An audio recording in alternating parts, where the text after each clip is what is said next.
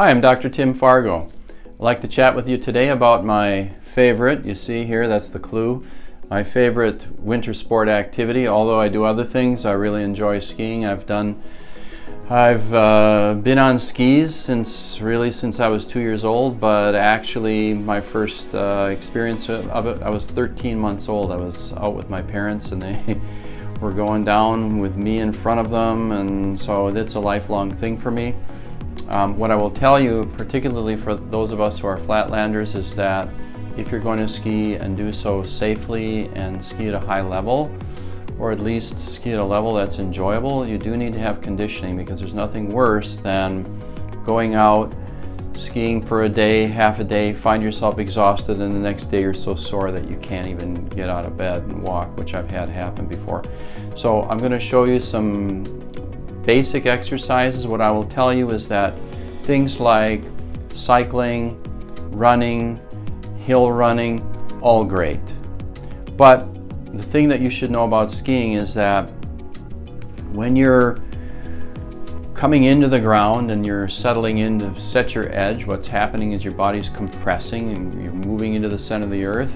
And so you've got to be able to come out of the hole, if you will, as you compress. So we call this type of exercise that I'm going to show you, most of them are what I would call eccentric motions. I'm going to show you things like squats, which are concentric, but I'm also going to do some lunges and other things which I'll show you that are more eccentric, and I'm going to show you some things for the upper body, because it's really important to have great core strength too, core and upper body. So in a moment I'll show you some exercises.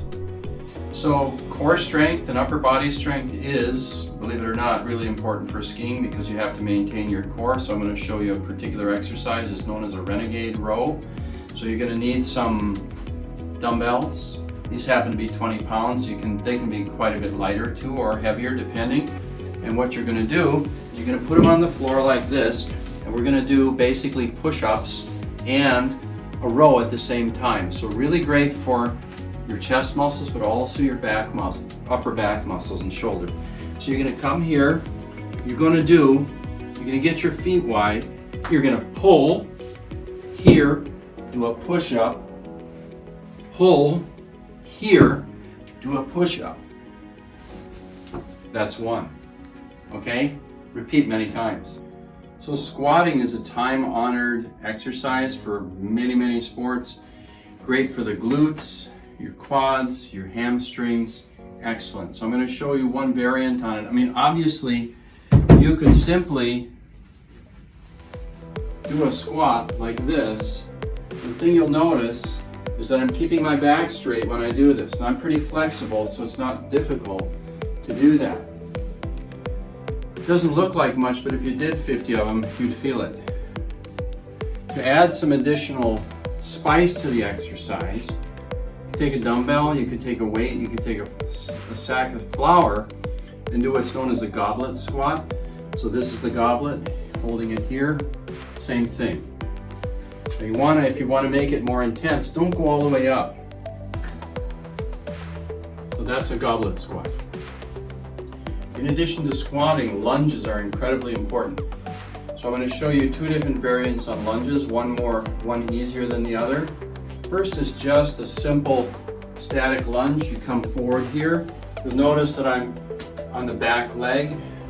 My knee is just touching. I come forward here. You can do this with your arms here. You could be holding weights if you wanted. You could hold weights here. If you really want to make it difficult, you can do that. Yeah, the next gradient or level in lunges is a jumping lunge. So you saw me do the plain lunge, so now I'll show you a jumping lunge. Ready?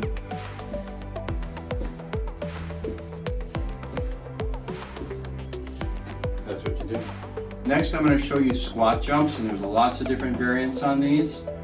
What you're going to do is you're going to squat down and come up, just like this. Looks easy. So this next exercise takes the squat jump, which I just showed you, and adds in some lateral movement.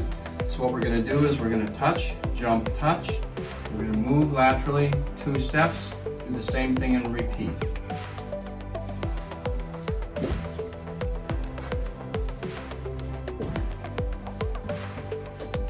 just like that.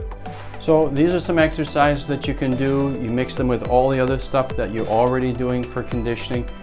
This isn't necessarily aerobic conditioning. This is really to get your legs ready and to help with you processing the lactic acid that you're going to build up when you ski. That's a really big thing. That's what makes you so sore the next day. And what I'm telling you is if you do this stuff before you go on a big ski trip, you will have so much more enjoyment. So if you want more information too, I found a really great app, or so I should say rather a website. It's Mountain Tactical is the name of the company. You can look up MTN Tactical, MTNTACTICAL.com.